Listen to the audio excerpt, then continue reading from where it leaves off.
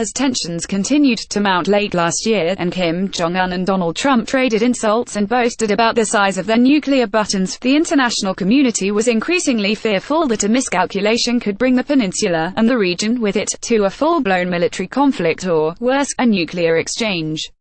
Then came Kim's New Year message. While North Korean leader vowed to proceed with his nuclear and missile programs, he also offered to talk with the South, ostensibly about the possibility of the North's participating in the upcoming Pyeongchang Winter Olympic Games. When they took place earlier this month, those talks resulted in a number of agreements. North Korea undertook to send athletes, an art troupe, a cheer squad, a Taekwondo demonstration team and a press corps to the Games. The two countries' sporting teams will walk into the stadium under one flag during the opening ceremony and will form a single women's ice hockey team to compete.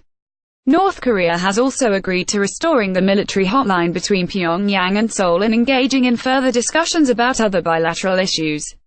But the North's delegation rejected any discussion of nuclear and missile issues, claiming that its weapons are aimed solely at the United States, not at its brothers in the South, or at Russia and China, and so fall outside the bilateral relationship. Nor did the North Korean delegation accept the South's proposal to open talks on possible reunion of divided families. So far, the Trump administration has endorsed the inter-Korean dialogue and welcomed the thaw. Washington also accepted Seoul's proposal that the annual spring joint military exercises be delayed for fear that Pyongyang could regard them as a provocation and withdraw from the Games. Trump went further, taking credit for the resumption of the talks and claiming his firm stance had contributed to the current thaw. In turn, South Korea's President Moon Jae-in praised Trump for his role in the run-up to the talks. He also pledged to work with the United States, and with the other major powers in the region, China, Russia, and Japan, to bring about denuclearization and ensure stability on the peninsula. The reduced tension, the momentum generated by the talks, and the prospect of future meetings on a range of issues, all are welcome developments that could also open the door for multilateral talks about the North's nuclear weapons. But a number of difficult issues, emerging as well as outstanding, remain. There is already concern that Kim Jong-un's charm offensive is designed not only to gain breathing space to deal with the devastating impact of UN sanctions but also to drive a wedge into the US-South Korea alliance.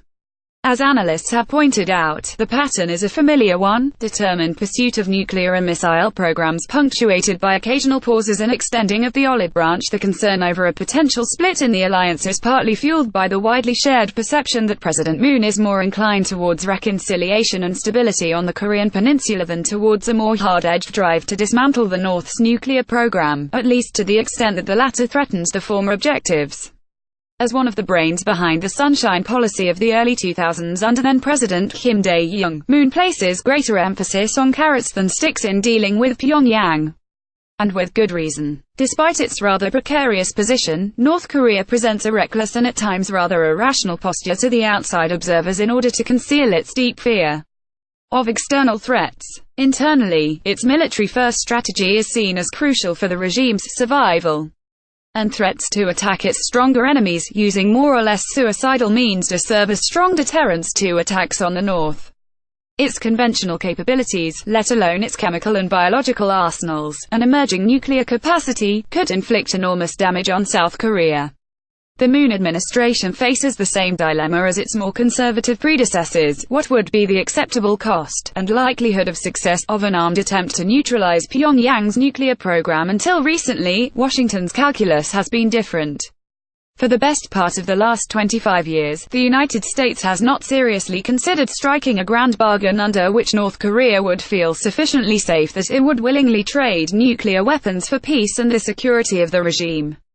Half measures have failed to convince Pyongyang to give up its nuclear weapons, and the regime's own repeated breaking of pledges has only reinforced the perception that it can never be trusted. In the absence of such a deal, the North continues to improve its nuclear weapons and missile systems and is getting closer to, perhaps is already capable of posing a direct nuclear threat to the United States. Washington's other options are limited. Notwithstanding some of the more outlandish suggestions about how to subdue Kim Jong-un, military options are no longer viable, and would certainly be extremely costly.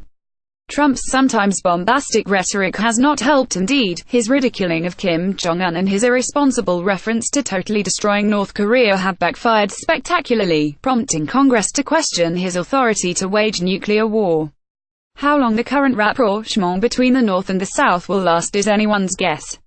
Seoul's apparently enthusiastic embrace of Kim's Olympic proposal has touched off strong opposition at home. Already, violent protests in South Korea have led President Moon to plead for understanding, and Pyongyang to demand apologies. But the concern over a potential split in the US-South Korea alliance may be unfounded.